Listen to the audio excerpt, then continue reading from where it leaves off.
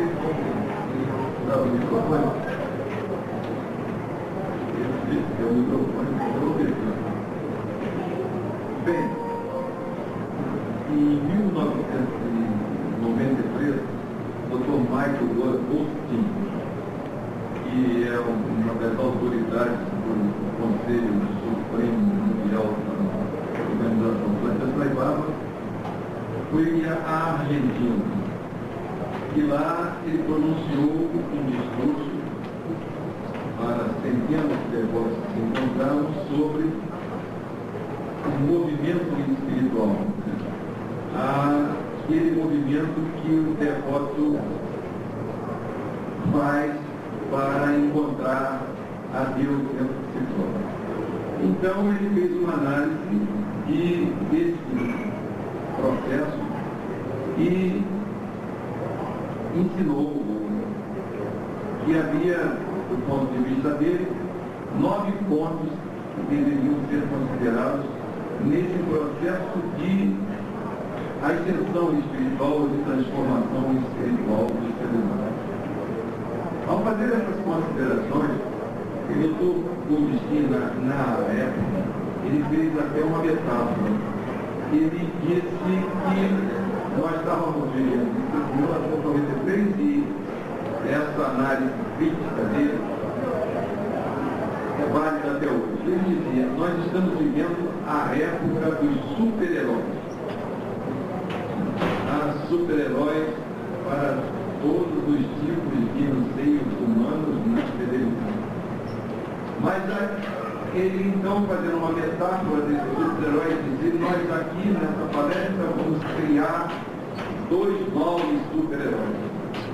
O Maya Man, o homem Maia, e o Universal Man, que é o homem universal, ou o homem real. O homem Maia é aquele que nós pensamos que somos e que as pessoas também acham que nós somos. E o Universal Man, ou real, é aquele que nós verdadeiramente somos, mas que nós não sabemos que somos e as demais pessoas também não sabem que somos. E o movimento espiritual, ele é o caminhar do ser Maia, vamos dizer assim, né? Ser o homem Maia, mudar a nomenclatura para incluir, não sei como falar, o homem e a mulher Maia, vamos dizer assim, do ser Maia para o ser real. Ele denomina isso então desse movimento espiritual. E que ele vai acontecer quando você tem uma percepção na sua prática espiritual, você começa a ter a percepção e conhece da sua verdadeira natureza e você começa então a se aproximar da realidade de Deus em você e percebê-la então se expressando também em todas as pessoas e em todas as coisas. Sai fala constantemente aquilo. Deus está em você, fora de você, atravessando você. Ele está em todos os lugares. Ele não é a pedra, mas está lá. Ele não é a árvore, mas está lá. Então, o Dr. Goldstein, ele faz uma análise desse ser maiático que se ilude, que se movimenta com seus desejos e se ilude com as coisas objetivas da vida mais impermanente, que é tudo que é passageiro, mas que ele é atraído por elas na pressuposição de que as possuindo ele possa ser feliz. E ele não encontra a felicidade na realização dos seus desejos, porque toda vez que ele alcança o objeto de seus desejos, aquilo já não mais o satisfaz. E a verdadeira busca dele, então, é nós nos desapegarmos dos anseios e dos desejos que encantam o ser maiado, né, o homem maia e a mulher Maia e caminharmos, então, para dentro, através das práticas espirituais que o Senhor ensina e que verdadeiramente vão nos levar à felicidade, como tem poder, pouco antes de terminar a nossa cerimônia, o pensamento do Senhor, que expressa isso, né? A oração como uma forma de nós encontrarmos, então, essa manifestação verdadeira, ou seja, da nossa natureza real. E quais seriam, então, os atributos do homem e da mulher maia? Ele dizia que o ser maia, o ser maiático, era símbolo da ignorância, da malícia, da hipocrisia e, na verdade, sem propósito espiritual, porque a meta dele é a realização de sua felicidade através das coisas materiais. E o homem universal, o ser real, era símbolo do conhecimento, do desapego, do desprendimento, da abnegação, e tinha um verdadeiro propósito, que era encontrar a Deus, que era realizar Deus através de um trabalho constante e da sua autotransformação.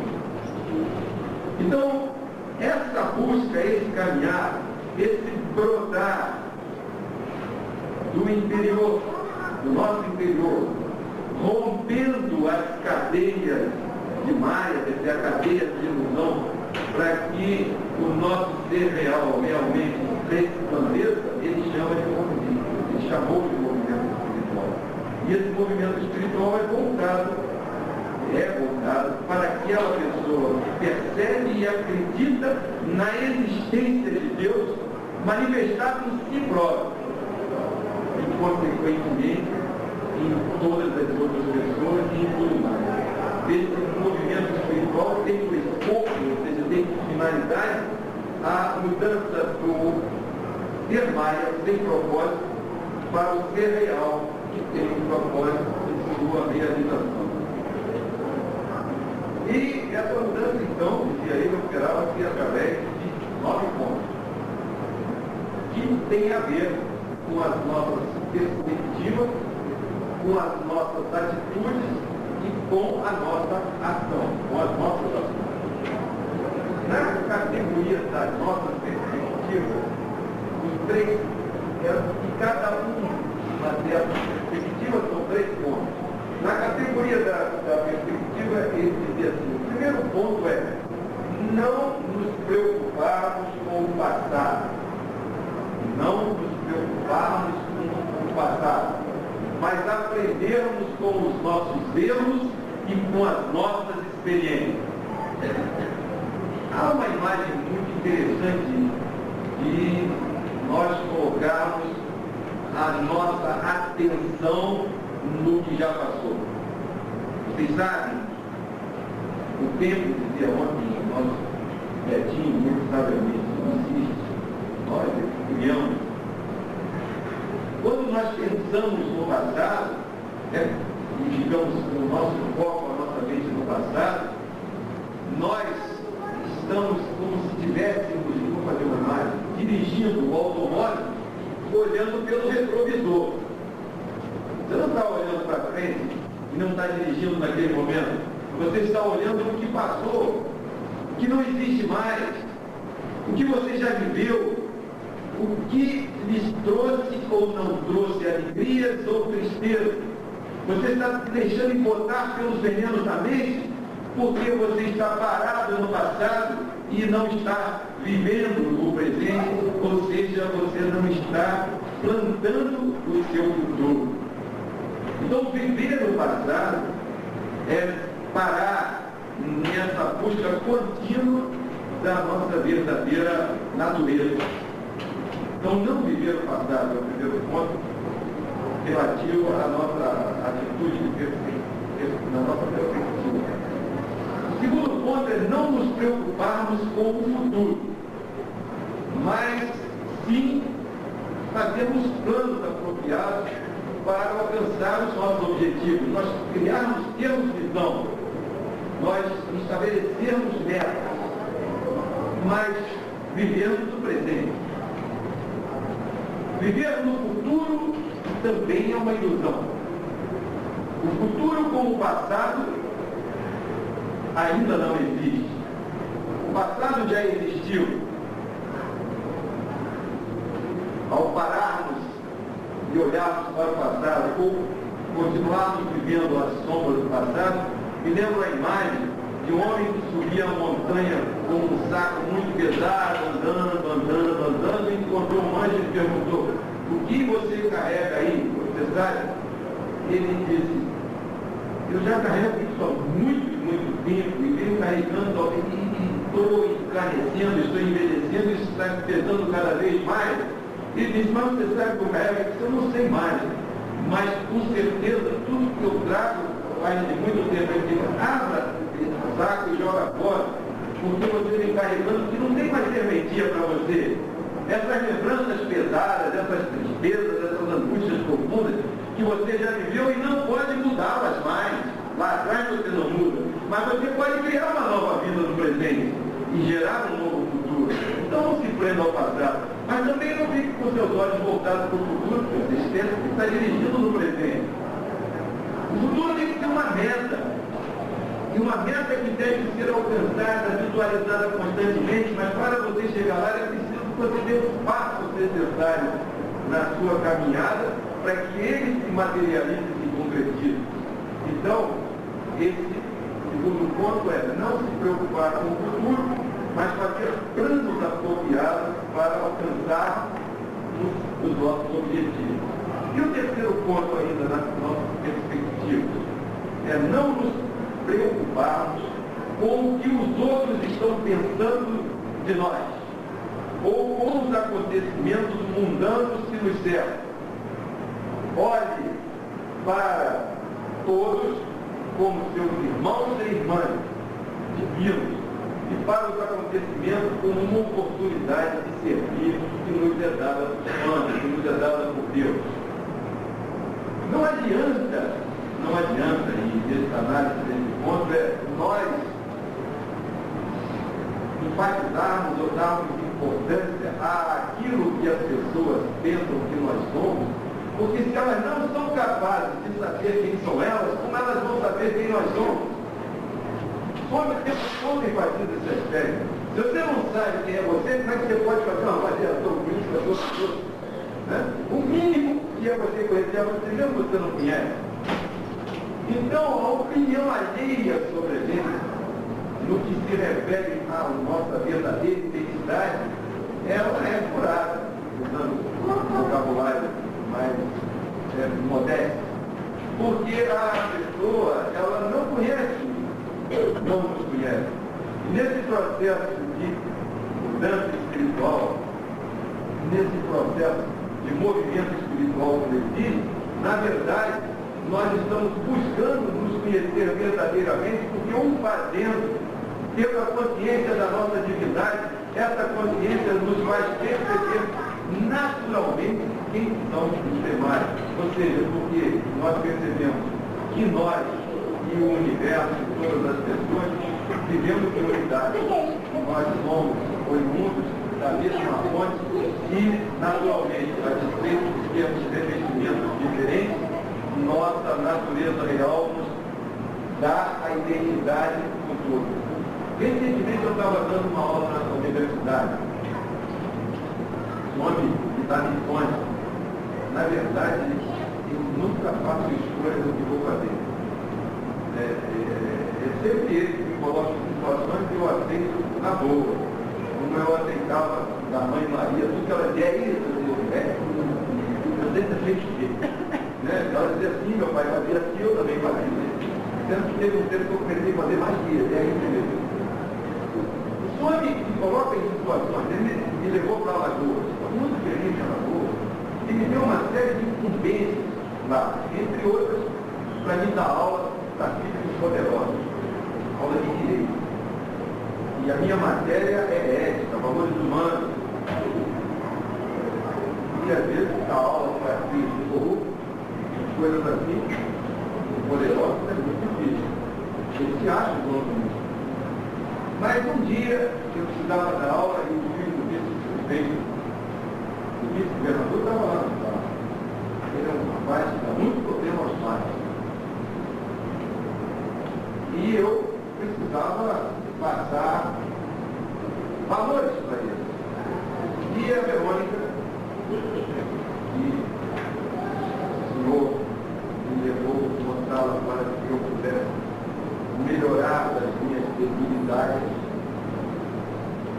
me trouxe uma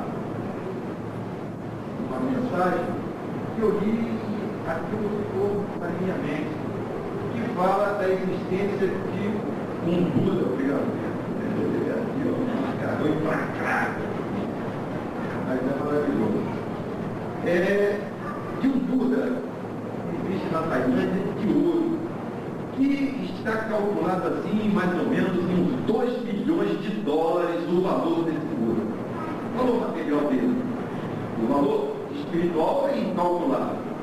Esse Buda de ouro existe num templo muito humilde na Tailândia, num lugar que antes era uma jungle, era uma floresta.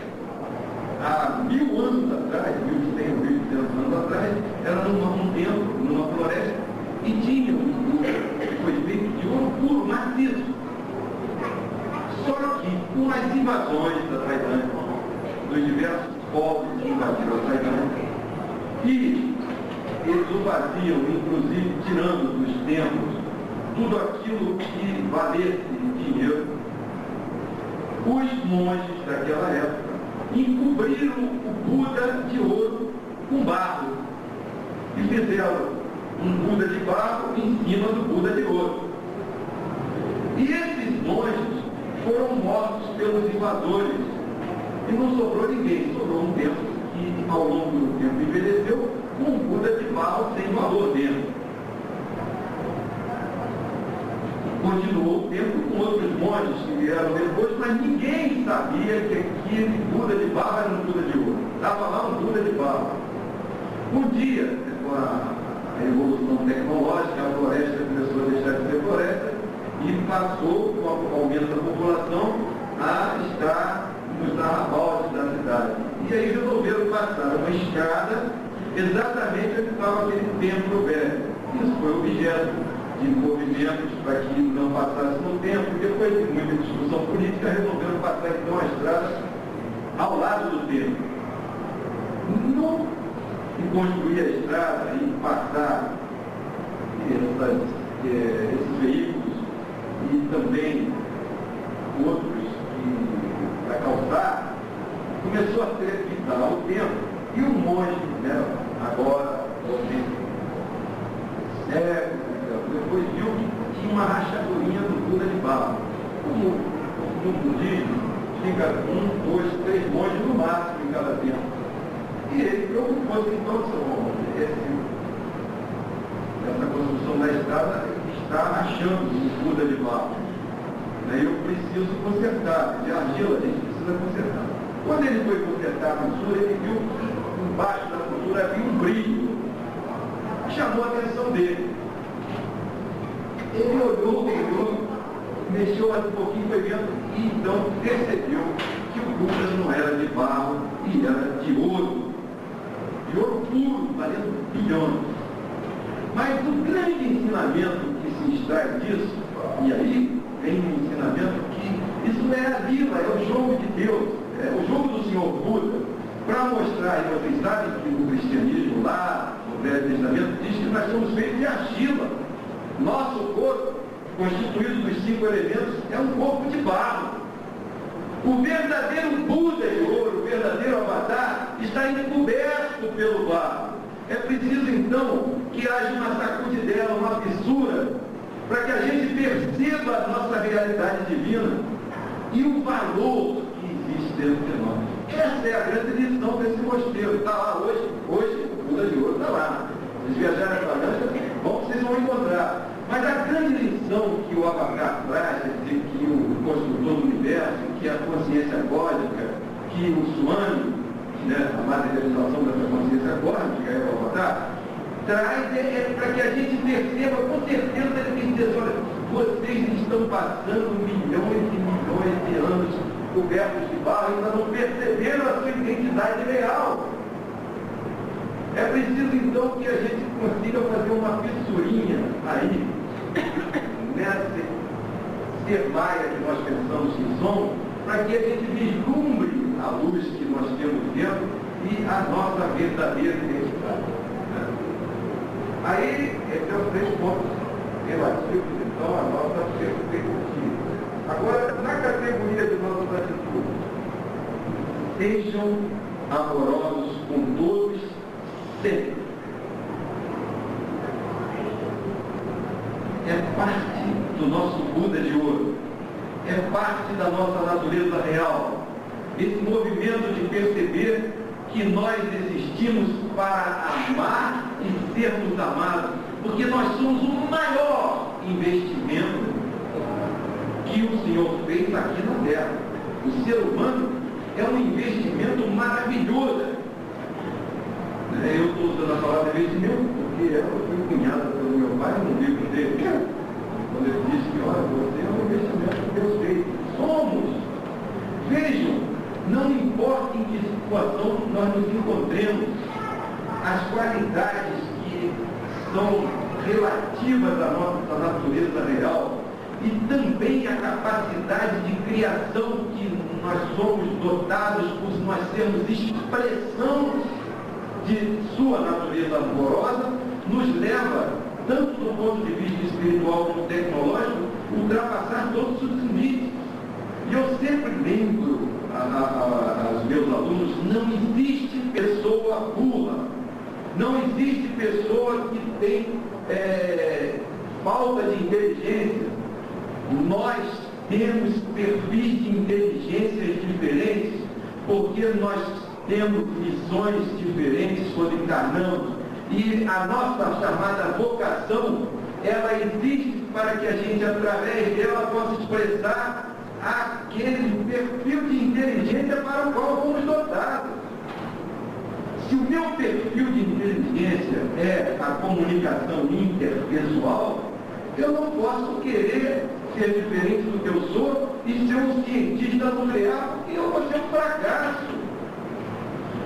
O Senhor é miraculosamente maravilhoso, Ele nos dota da capacidade de realizarmos tudo aquilo que nós desejamos, desde que atendendo ao manual, ou seja, aquilo que Ele estabeleceu que nós somos. Então, nós dizemos que uma criança, você é burra, você não vê esse problema, e ele é inteligente, é uma burrice indício, ou seja, é o desconhecimento, a ignorância, o despreparo, porque todos nós, dentro de nossa vocação, somos capazes de alcançar o infinito, e o infinito é esse processo de transformação interna que nos faz perceber com amor que o outro não é diferente de nós. O ponto número 5, então, é: sejam sempre felizes interiormente. Lá nos primórdios, e hoje nós estamos sempre, pelo menos com a informação que eu não tenho hoje, as homenagens que nós vamos fazer aos fundadores têm o foco do professor Edmond. E o meu pai sempre dizia que nas suas viagens, ele, quando esteve próximo a Saibaba, e também às pessoas que ele entrevistou, dizia que Saibaba, quando terminava a entrevista, dizia: be happy para as pessoas, sejam felizes. O tempo todo o Avatar diz para a gente: seja feliz. Lembre-se, o Avatar não desperdiça palavras, o Avatar não desperdiça gestos. Tudo, absolutamente tudo que Swami faz tem um objetivo e uma finalidade específica que naturalmente não estão no nosso alcance. Quando ele diz para alguém: be happy, ele está dizendo que você tem essa capacidade de ser feliz, que você pode ser feliz, que você deve ser feliz. Agora é preciso que você faça a confissão. É preciso que você reconheça essa verdade, que você tenha fé nela e persevere para alcançar, então, e realizar aquilo que ele está dizendo. Ele não é um ato simbólico, como eu digo, bom dia, sem está realmente desejando de coração bom dia a alguém. Ele está dizendo, seja feliz, ele está ordenando, ele está determinando que nós sejamos felizes, mas ele também está respeitando a nossa opção. Ele está deixando que a gente cumpra essa determinação. E se nós nos prendemos ao passado, se as coisas mundanas que nós estamos apegados impossibilitam essa percepção maior da nossa felicidade, não é ele, como disse meu pai aqui ontem, não é ele que está nos castigando. Somos nós que não estamos sabendo cumprir ou realizar aquilo que está escrito no manual. Só que a gente, para descobrir o manual, a gente tem que praticar. O ponto número 6 é: sejam sempre tranquilos e pacíficos interiormente. Sejam tranquilos e pacíficos interiormente. Quando você busca essa paz, que a imagem pode ser de um lago aonde a lua brilha, e que você vê a lua brilhando no ano, e quando você percebe que esse brilho da lua no lago dentro do seu interior, essa paz ela também vai fazer com que irradie para o seu entorno. É outro ponto que a gente precisa conquistar, porque nós pensamos que a paz ou que a tranquilidade ela está fora da gente. E que eu conseguirei essa paz e essa tranquilidade se acontecer isso, se o governo fizer isso, se a minha esposa, se meu marido, se meu filho proceder assim, como se a paz pudesse ser comprada no supermercado ou a tranquilidade e não fosse realmente parte intrínseca da nossa realidade interna e do nosso asma, do nosso Buda de ouro. Aí vem os outros 3 pontos finais, que é na categoria de nossas ações. Dizer, tirem de suas mentes todos os pensamentos que não são bons, antes que eles façam pressão, levando-os a agirem com emoção. Permitam que todos os pensamentos nobres transformem-se em elevadas ações. Pensamento, hoje, a tecnologia deixa-nos antever o que já era objeto de estudo há muito tempo, o pensamento é energia. Quando a gente pensa, a gente está queimando açúcar, está queimando. Pensamento é energia, pensamento é perceptivo. Eu hoje vi o Cláudio aqui tocando e eu fiquei muito emocionado. Eu tenho uma ligação estritamente amorosa com o Cláudio, porque o universo, o Senhor nos colocou juntos na minha primeira viagem, não sei se foi a dele, mas foi a minha primeira viagem à Índia. E ele era meu companheiro de shed. Nós optamos em ficar no shed, não em apartamento. No shed a gente convivia com centenas de devotos de línguas diferentes e a gente tinha a oportunidade, então, de trabalhar as nossas limitações. Mas eu vou lhes contar esse fato, que é uma experiência dele que acabou me envolvendo, porque para a gente ter noção de como o pensamento é real e de como a onisciência disso percebe tudo que a gente pensa, não é numa hora não, em todos os lugares. Quando nós viajamos para a Índia, quando eu chegar lá, eu quero fazer aquilo. E passava o tempo todo, precisamos fazer aquilo. Isso era o que ele achava. Eu fazia assim com ele, mas não era, eu estava fora desse negócio. Eu não estava tão animado quanto ele fazer a tal da fila. Eu tinha outras aspirações lá, né? Assim como disse a minha, que a hora ela queria o anel dela, que Saibaba percebeu que ela pensava que tinha uma transformação. Eu tinha outras metas, mas o próprio passava repetitivamente por essa precisão fazer tudo. Só que eu e ele estávamos sempre juntos e nós não encontrávamos como fazer selo. Né? Como é que se fazia selo lá? Tinha selo para ser exercício devocional. E um dia ele chega alegre para mim e diz assim, Wilton, nós vamos fazer filho. Como é que nós vamos fazer filho?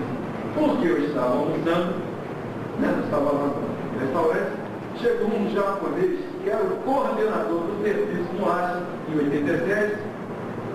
O japonês trabalhava pra caramba em tudo, ele coordenava tudo. E o japonês chegou para o Cláudio, não foi o Cláudio que chegou para o japonês. O japonês chegou para o Cláudio e disse, você quer fazer seu? E o Cláudio virou, aí o Cláudio, ele é de ciências exatas, estatística. Naturalmente ele virou para o japonês, como é que você sabe que eu tinha que fazer o seu? E o japonês virou para o Cláudio, relatando o coordenador. Não sou eu, é ele, mostrou o retrato de Suami, dizendo que Suami sabia que o Cláudio queria fazer, ele mandou o japonês, que era coordenador de Deus, e isso acabou me envolvendo, e a nossa firma foi encadenar a revista Sonatas Natais, e a minha, pelo menos a maior parte do tempo, foi carregar água para a mulher nas plantas, nas montanhas, eram tudo lascado, às vezes eu fiquei com febre, tinha que carregar lata d'água, e a gente carregava lata d'água e plantava, e molhava hoje, plantávamos maravilhosos que lá, na época eram plantinhas que nós, né?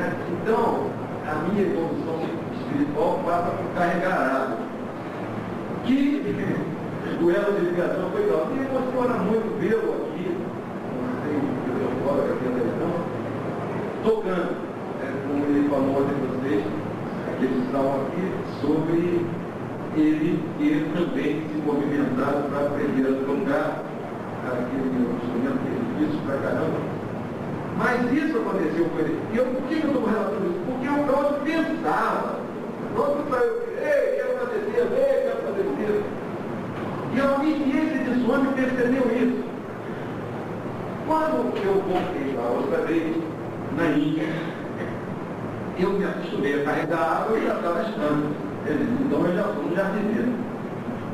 Eu disse aos meus companheiros de viagem, se eu chegar lá, eu vou até gostar. Se eu puder fazer cima no jardim, vai ser uma boa. Eu pensei, se tiver chance de carregar água de novo, mas eu gostei, achei legal isso, né? O sol lascado, calor, miserável, e a gente carregando. Então eu achei que eu podia fazer cima desse jeito. E eu não consegui encontrar, ali já era eu não consegui encontrar a pessoa que coordenava a cena. Diziam, quem está coordenando a cena é uma francesa. Aí eu estaria atrás da francesa. Só que a francesa não se teve coordenando a cena, ela foi embora. Um dia eu estava na barreira, eu também, sabe? Enquanto jardineiro, e tal, eu vou ficar na minha. E tinha outras coisas que chamavam a minha atenção, a mente macabra, né? 1000 coisas tinham na nossa mente. Eu estava sentado tomando a minha guia de boca, aí veio uma senhora de corpo negro, que é incomum na Índia. Preta, ainda é isso, mas ela era africana. Aí, vem, né, com um chapéu de palha, ela parecia uma mendiga. Aí o meu lá vem uma mendiga que chegou para mim, um corpo para ela, para que pagar alguma coisa que me digo, não acho que tem pra caramba. Eu uma vez estava saindo correndo para a nossa melancia com um mendigo atrás, achava que ele era metrô, esse dia querendo colocar a mão na nossa vida, saindo borrado.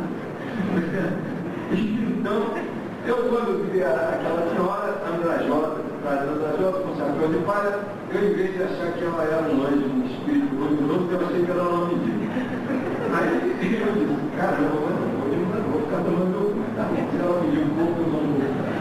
Aí ela chegou perto de mim e disse que o Suami tinha determinado a ela que eu fosse trabalhar no jardim. E eu não acreditei, simplesmente, no papo. Primeiro porque eu não entendia muito nada de inglês, que o inglês era muito.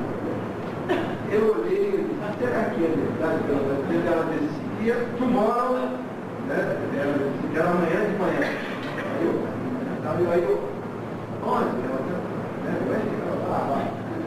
Aí eu disse, olha, eu não estou acreditando. Eu não estou acreditando porque a minha mente macabra, a ilusão, eu quero tanto fazer Deus que alguém que chega perto de mim e diz, vamos dizer que ela dissesse uma coisa que não tinha nada a ver, eu já estava achando, não, isso é real, isso Semelhero. Aí cheguei perto de brasileiros e disse, não, tem uma senhora assim, até achei que ela era mentira, ela disse que ela era jardineira desse trabalho. Disse, como é que você entendeu se você não fala inglês? Eu digo, não, tem razão, eu estou em dúvida. Por estar em dúvida, eu estou te pedindo para me auxiliar.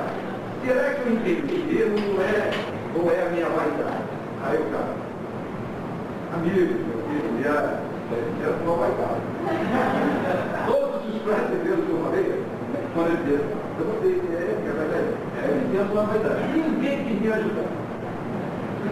Todo mundo achou que era por ela. Só o Richard, filho, uma pessoa, o pai da Roberta, que estava aqui, o Richard disse, se acontecer que eu estar perto na hora que a senhora passar, eu vou te ajudar. E, de qualquer maneira, eu vou dar uma volta aí, procuramos no guia a tal senhora. Eu procurei lá perto do ela disse que era um jardim, tinha um jardim de roteiro, é lindo, perto de uma porta, de um portão, mas não tinha essa senhora, eu não vi. Aí um dia eu estava sentado na porta do refeitório, eu e o Richard, aí o Richard passou e disse, ó, tem uma senhora ali, me chamando. Aí eu olhei e disse, e aquela? Aí ele disse, então vamos lá. Aí cheguei lá e ela me deu a bronca. Por que você não foi ontem pela manhã ao jardim como o Saibata lhe mandou? E o Richard do lado traduzindo isso. O Richard falou, ela está dizendo por que você não foi. Aí eu disse, diz a ela que eu não entendi. Ela disse, o senhor entendeu sim. Depois, o senhor vai para o jardim.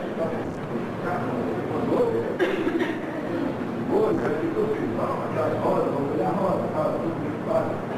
Aí fui para o jardim, né? Na rua, todo limpinho, vestido cheiroso, sou maravilhoso.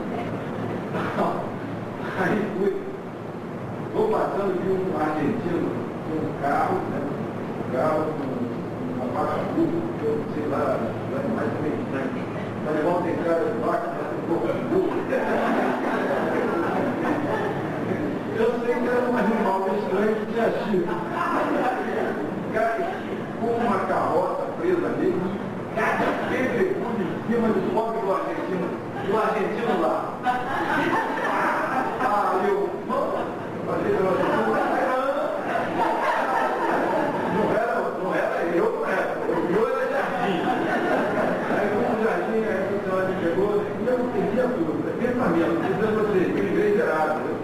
Como se comunica com essa pessoa?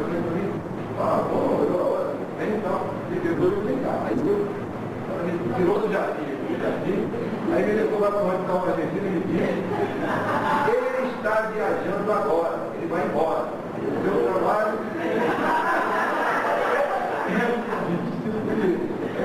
que felicidade de janeiro. Como eu carreguei pedra, eu descarreguei um carro, eu tirei umas quatro. Eu tirei pedra daquele carro pequeno, que não era só tirar a pedra e botar no chão, tinha que botar calçar em torno de uma árvore muito grossa. E eu fiquei calçando, eu sozinho, não tinha ninguém na realidade. O pensamento é importante, porque o pensamento ele irradia no espaço. O que você pensa chega à percepção de outras pessoas. E do avatar, nem adianta você pensar que você pensou no banheiro e ele não viu. Ele sabe tudo. Ele sabe tudo. Claro que eu adorei o vestibular, fiquei lá tratando das rodas. No final, só para terminar esse incidente, no final, quando estava próximo de ir embora, e tinha um homem muito humilde que trabalhava comigo no jardim, ele quase não falava com o indiano. Na dele, né? Quietão. Aí um dia essa senhora jardineira disse, você sabe o que está trabalhando aí consigo? Eu disse, o problema é indiano aí. Ela disse, esse indiano aí é PhD em agronomia, tem não sei quantos livros escritos, ele é assim com o Saibaba, todo dia de manhã o Saibaba chama ele, conversa com ele, eu digo, mas dele, E o cara trabalhava na dele, fazia tudo, aterro todo. Cavava a terra, fazia tudo que a gente fazia, ele fazia lá na terra. Exemplo de humildade e entrega. Eu estava lá aprendendo, ele me botou perto de uma autoridade, de alguém que do ponto de vista material era muito elevado, mas fazia trabalhos comuns com amor. e eu estava do lado daquela pessoa para aprender. E mais, quando chegou na hora de ir embora, ele vem com uma árvorezinha e diz assim: vai plantar a árvore no solo sagrado? Ele para você plantar. Você? Mas aqui é solo sagrado. Ele disse: mas foi Saibaba que mandou. Eu fui lá plantear. Bom, então é muito importante que a gente cuide de nossos pensamentos. Aí nós perguntaríamos: mas nós temos o espaço, psicologia, assento do doutrinamento acelerado que Saibaba decodifica como o macaco que fica na nossa cabeça, principalmente quando nós estamos diante de situações que nos pressionam. E realmente, se esses pensamentos são repetitivos, eles acabam se materializando através de nossas emoções e ações, que normalmente nos acabam fazendo sofrer. Qual seria então o antídoto? Qual é o remédio para esse gênero de pensamento? Saibaba nos dá, Swami nos dá. É a repetição constante do não Asmarana. Meu pai, lá atrás, quando ele não sabia nada, ele dizia: olha, não Asmarana é isso. Vocês têm que ficar repetindo sem parar um dos nomes de Deus. Repitam. Porque ao repetir constantemente o nome de Deus, você está materializando em sua mente a presença dele, porque ele, Saibaba diz, ele é o nome e ele é a forma. E quando você repete o seu nome, você o está trazendo para dentro de você. Certamente, a repetição constante do nome de Deus em nossa mente é aquela trepidação que vai fazer a fissurinha para que o nosso Buda de ouro rache a sua cobertura de barro e então se torne translúcido. Mas mesmo que o pensamento seja terrível em horas inoportunas, e que fique ali achincalhando, a gente tem que ficar. Aí o Namasmarana vai ser aquele mantra que o seu coração, que a voz de Deus diz no seu coração. Não é um guru material que vai dizer: olha, o seu mantra pessoa. Não. A voz do Senhor em seu coração, ela vai ditar para você o que você vai dizer. E talvez o mantra seja tão simples que você nem acredite que ele é um mantra, mas haja ao perceber. Na hora que Deus fala conosco, você tem que agir, você não tem que pensar, haja. E eu obedecendo essa regra, eu tenho tido respostas assim incríveis. Estava dando uma prova de direito, e prova final.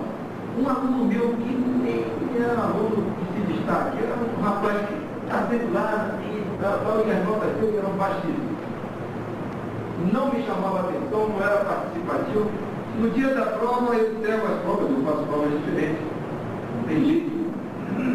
Ainda eles não são como os alunos da NIC, você pode aproveitar as provas e sair da sala. Então, ele levanta e me entrega a prova em branco. Naquele momento, meu coração saiu. Naquele momento, eu senti no meu coração: chame-o. Eu nem pensei, cheguei no corredor e quando vem cá, ele veio todo. Eu olhei a prova dele, eu falei: se você quer ter uma nova oportunidade, isso não acontece. Pelo menos na universidade toda aula. Ele ficou assim, boca aberta: você quer ter uma nova oportunidade? Ele gabejando, disse: quero. Ele disse: tal data eu vou dar uma prova de reposição. Você venha que eu vou lhe dar uma prova. Falei isso para Verônica quando cheguei em casa. Surpresa minha. Quando ele fez a prova, eu fui corrigir a prova, ele tirou 10. 4 dias depois ele fez outra prova, tirou 10. Eu podia ter desinteressado. Ele foi embora, entregou para o plano, 10 deram melhor para mim, no mesmo trabalho. Mas eu quero dizer para vocês que aquela ação não foi minha, foi um impulso interno que me fez pegar a prova e sair da os outros na sala e dizer: mano, eu obedeci a voz do coração.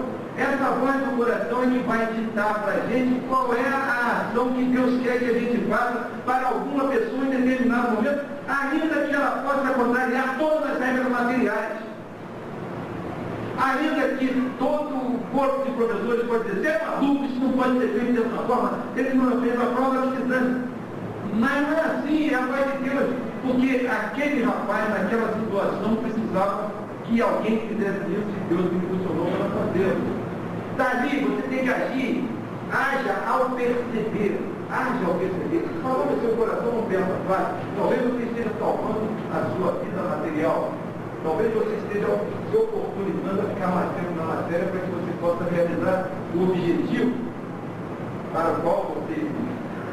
Então, na categoria da ação, desculpa, eu estava somando tanto tempo, o número 8 diz: sigam, na verdade eu estava falando sobre ele, sigam suas consciências e ajam sem perda de tempo, seguindo a orientação que vem dela, com total confiança. Tenham autoconfiança e determinação. Então eu antecipei ao ponto. Venham em você, está no seu coração, haja. Tenha confiança na palavra dele. Acredite nisso, seja com relação à sua vida, seja com relação à vida de outra pessoa. Porque talvez aquele momento seja o momento ideal para você provocar o impulso necessário, a transformação daquela pessoa. É naquele momento que o Senhor está falando para você: faça isso porque você apertou o botão. E ali a pessoa começa a se transformar. Eu tenho um aluno que, por acidente, ou por vontade dele, ele atirou a arma que estava no carro, disparou e matou o outro. Está lá no material uma campanha terrível contra ele, para que ele seja punido, para que ele seja preso, para que ele seja. Aí ele entrou lá para o lugar. Uma professora de eu também disse para vocês: às vezes o mal, quando você quer fazer o bem, o mal chega na frente porque não fazer.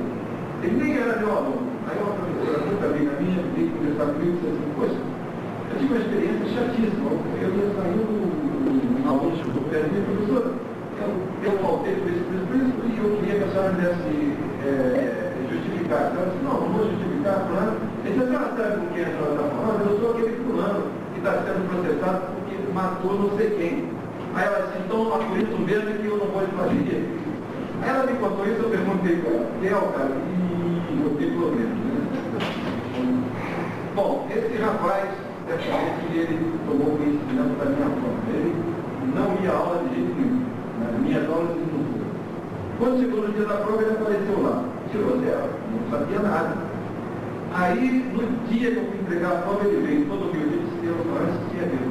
Infelizmente, eu não pude ajudar a todos os alunos. Teve aluno que nunca assistiu minha aula, nós somos fantasmas e nota de fantasma é nada.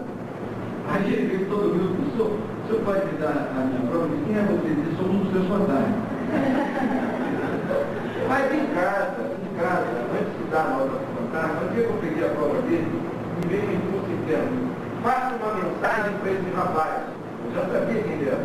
Mostre a ele que nós temos Deus dentro de nós, que todos nós temos potenciais, que ainda que tenhamos dado curso a um acidente de pontapé de ter tirado a vida de alguém, existe dentro da gente um Buda de ouro, existe dentro da gente um tesouro e a gente pode reverter essa situação, é claro, se responsabilizando pelas nossas ações, pelas consequências das nossas ações, mas delineando o nosso futuro. E eu fiz a mensagem, aí disse para a Verônica: eu acho que esse cara nunca vai vir pegar essa prova, porque se ele não aparecer lá e fez uma prova tão mal, ele não está interessado. Mas você sabe que esse meu impulso, esse rapaz só foi lá para pegar a prova.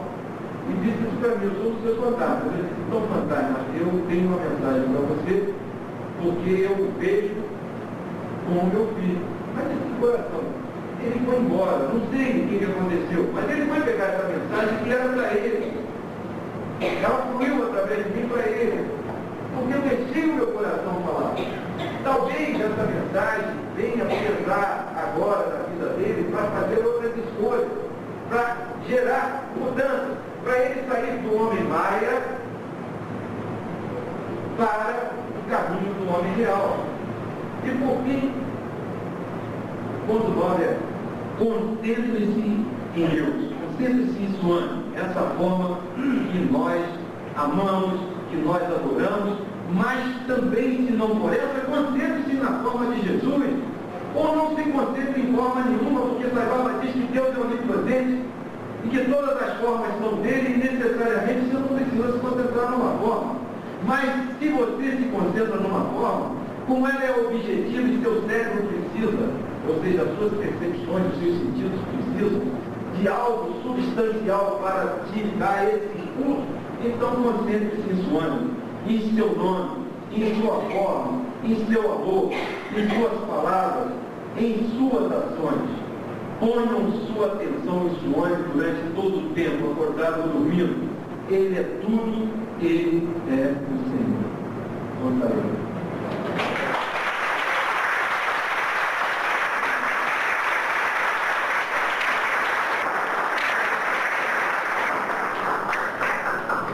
Bom, então agora nós vamos fazer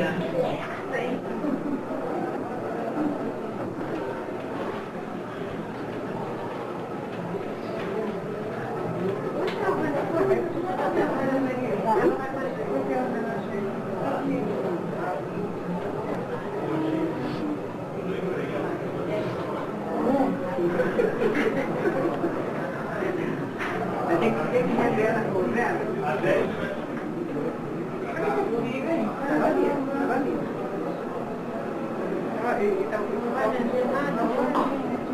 Eu não sei se é a minha bolsa ainda. Que bom que eu comprei. Agora essa aqui é tua. Olha, dá tempo. Aquela que eu comprei. Não. Dá tempo? Dá.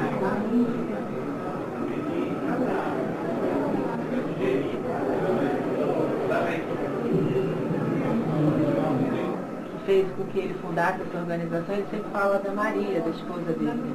E a gente quis fazer uma homenagem à Maria, colocando aqui no bazar essa foto da Maria, que o pessoal agora pode tirar o paninho. Vamos puxar.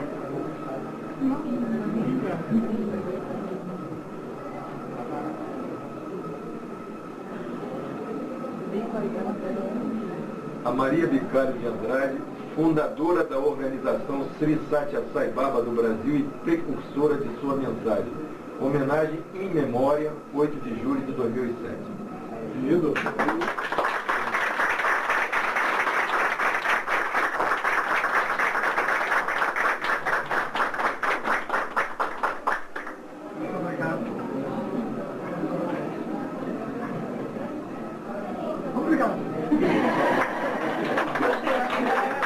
Obrigado. Obrigado. Tio, mocinha. Você está mandando resultado.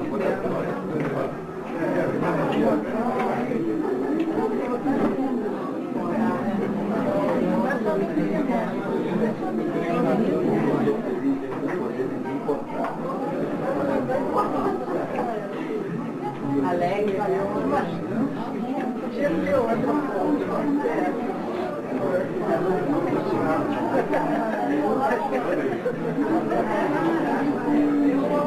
Thank you.